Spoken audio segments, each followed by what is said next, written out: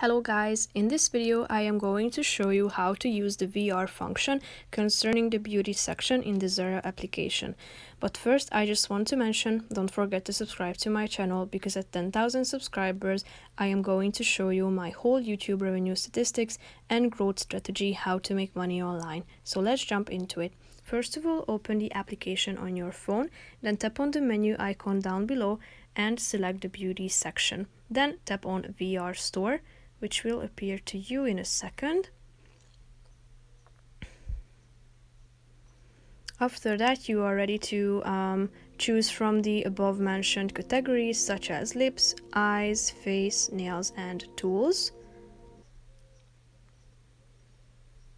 If you are interested in a particular product, all you have to do is tapping on it and it will appear to you in a second.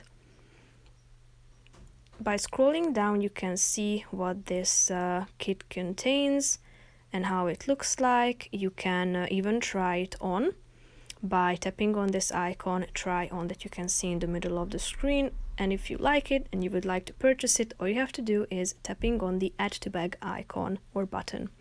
So that's pretty much it for this video. I hope you found it helpful. If you did, subscribe to my channel and see you in the next video. Bye bye.